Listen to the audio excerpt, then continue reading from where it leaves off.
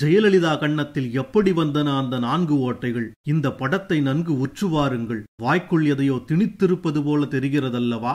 10 நாட்கள் மருத்துவமனையில் சிகிச்சை பெற்ற உங்கள் தாத்தாவோ பாட்டியோ கொஞ்சம் கூட வாடாமல் வதங்காமல் இருந்ததை பார்த்திருக்கிறீர்களா? பிறகு எப்படி 75 நாட்கள் வீட்டிற்கு கூட வர முடியாத அளவுக்கு சிகிச்சை பெற்று வந்த ஒருவர் இத்தனை தளதளப்பாக இருக்க முடியும்? அவர் புருவத்தை பாருங்கள். அவர் சின்ன வயது படங்களை வைத்து பார்க்கும்போது மிகவும் அடர்த்தியான புருவம் உடையவர் என தெரிகிறது. பின் எல்லா நடிகைகள் போல புருவத்தை திருத்தம் செய்யும் பழக்கம் இருந்திருக்கலாம். முதல்வரான பின்னும் அது தொடர்ந்துதான் இருக்க வேண்டும். 75 நாட்கள் மருத்துவமனையில் இருந்தவருக்கு எப்படி புருவம் வளராமல் இவ்வளவு மெல்லியதாக இருக்க முடியும்? அப்படியானால் புருவம் திருத்தப்பட்டதா அல்லது புருவம் இனி வளர்ந்துவிட முடியாத அளவுக்கு பல நாட்களுக்கு முன்பே அவர் உயிர் பிரிந்து விட்டதா? அதேபோல் அவர் தலைமுடியை பாருங்கள். 68 வயதான ஒருவருக்கு எப்படி இவ்வளவு கருமையாக முடியிருக்க முடியும்?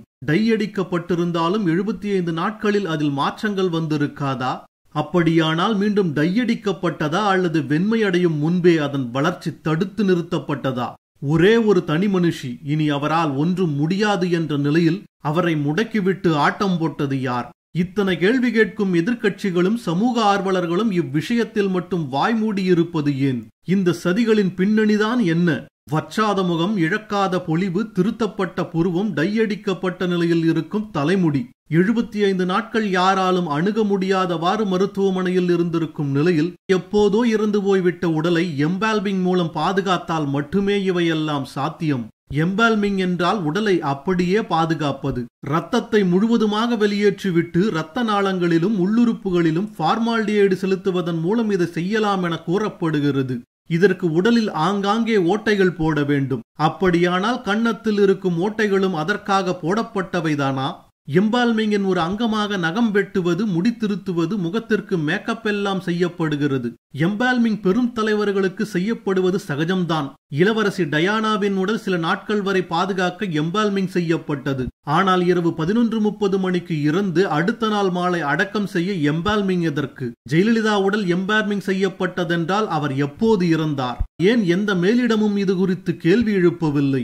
ஒரு சொத்து பத்திர பதிவு என்றால் ஒரு மாதத்திற்குள் யாராகிலும் அப்ஜெக்ஷன் எழுப்ப வேண்டும். ஆக அந்த ஒரு மாதம் கடப்பதற்காக சில காலதாமதங்கள் வெகு சாணக்கியத்தனமாக அரங்கேற்றப்பட்டுள்ளதா?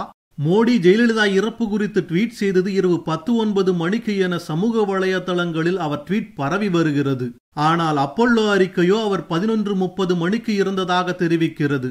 மோடி ஜெயலலிதா இறப்பதற்கு முன்பே ட்வீட் செய்த செய்தி உண்மையாக இருந்தால் இந்த ஒரு விஷயம் போதும். அத்தனை அப்பல்லோ அறிக்கைகளும் உண்மையை சுமந்திருக்கவில்லை என்பதை நிரூபிக்க.